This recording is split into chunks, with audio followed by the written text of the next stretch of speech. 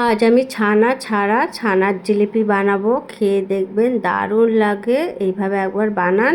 এখানে আমি 1 বাটি আটা নিয়েছি, আর এখানে যতটা আটা দিতে হবে ততটাই দুধ গুঁড়ো দিতে হবে। গুঁড়ো দুধ 1 বাটি গুঁড়ো দুধ দিয়েছি, দিয়ে অল্প এখানে একটু সামান্য লবণ দিয়ে দেবো, আর অল্প 1/2 চামচেরও কম বেকিং সোডা দেবো, আর এখানে দিয়ে দেবো 1 চামচ ঘি। দিয়ে খুব ভালোভাবে একটু মেখে নিতে হবে। ঘিয়ের সাথে হালকা করে মেখে নিতে হবে। খুব ভালোভাবে মেশানো হয়ে গেলে এবারে অল্প অল্প করে জল দিয়ে একটু মেখে নিতে হবে। অল্প অল্প জল দিতে হবে, একবারে বেশি জল দিতে যাবেন না, তাহলে খুব পাতলা হয়ে যাবে, নরম হয়ে যাবে। সামান্য জল দিয়ে দিয়ে খুব ভালোভাবে দেখুন মেখে নিচ্ছি। আর দুধ গুঁড়ো দেওয়ার কারণে একটু চিটচিটে হবে। অল্প একটু ঘি দিয়ে দিচ্ছি, ঘিটা দিয়ে খুব ভালোভাবে মেখে নিতে হবে আটার ডোটা, এতে হাতে আর লেগে যাবে না।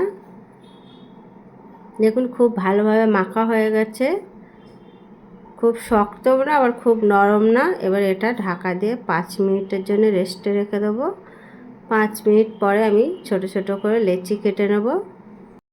গোল গোল শেপ দিয়ে নিতে হবে, নিয়ে তারপরে একটু লম্বা করে নিতে হবে। যেমন ছানার জিলিপি জানেন তো, সেই শেপের দিয়ে নিতে হবে। এরকম আমি ডলে ডলে লম্বা করে নেব। ঠিক এরকম লম্বা করে নিচ্ছি দেখুন। এবার আমি গোল করে নেব। গোল করে একটু ছানার জিলিপিটা ঠিক এইভাবে জয়েন্টটা খুব ভালোভাবে আটকে দিতে হবে, যাতে ভাজার সময় কোনো মতে খুলে না যায়। দেখুন এইভাবেই আমি সবগুলো একইভাবে আমি বানিয়ে নিয়েছি।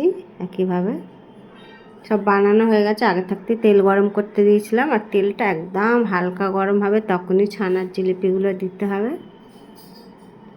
খুব বেশি গরম করতে যাবেন না, এতে ভেতরে কাঁচা থাকবে আর উপরটা লাল হয়ে যাবে। একদম হালকা আঁচে ভাজতে হবে। গ্যাসটা মিডিয়ামে করে ভেজে নিতে হবে একটা কালার আসা পর্যন্ত। আর এইভাবে দেখবেন ছানার জিলিপি খেতে ইচ্ছে করলে ছানা ছাড়াই কিন্তু বাড়িতে সবার বাড়িতে আটা এগুলো থাকে, দুধ, এইগুলো দিয়েই কিন্তু ছানার জিলিপি বানানো হয়ে যায়। খেতে দারুণ হয়। এইভাবে বানান, খুব ভালো লাগবে। মিষ্টি খেতে ইচ্ছে করলে এইভাবে বানাতে পারেন, খুব সুন্দর লাগে। খুব ভালোভাবে একটা কালার এসে গেছে, আমি তেল থেকে তুলে নেব, তেলটা ঝরিয়ে।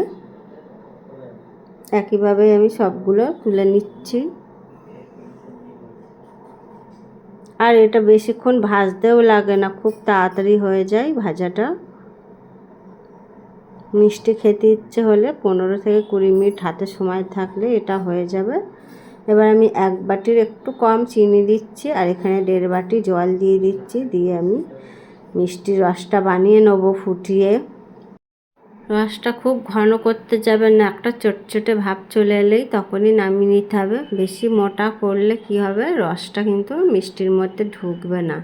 একটা চিটচিটে হয়ে এসেছে, আমি গ্যাসটা অফ করে দেবো। দিয়ে এবারে এই ছানার জিলিপিগুলো রসে দিয়ে দেবো। আর এই সময় কিন্তু গ্যাসটা অফ করে দিয়েছি। গরম অবস্থায় দিলে না খুব তাড়াতাড়ি রসটা মিষ্টির মধ্যে ঢুকে যাবে, আর জিলিপিগুলোও অনেকটা নরম হয়ে যাবে। সবগুলো দিয়েছি দেখুন। এবারে আমি গ্যাসটা অফ হয়ে গেছে, আর রসটা যাতে খুব চারপাশে ঢোকে এইভাবে একটু হাতা দিয়ে দিলাম, আর ঢাকা দিয়ে রেখে দিয়েছিলাম 15 থেকে 20 মিনিট। একেবারে দেখুন মিষ্টি ছানার জিলিপিগুলো একেবারে রেডি হয়ে গেছে।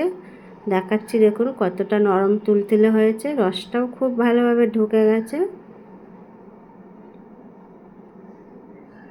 ছানা ছাড়াই এইভাবে জিলিপি হয়ে যাবে। ছানার জিলিপি খেতেও দারুণ হয়। একটা কেটে দেখাচ্ছি দেখুন কতটা নরম হয়েছে। মিষ্টি খেতে ইচ্ছে হলে এইভাবেই বানাবেন। বাড়িতে তো সবার বাড়িতে আটা থাকে, আর আটা থাকলে এই মিষ্টিটা একেবারে রেডি হয়ে যাবে।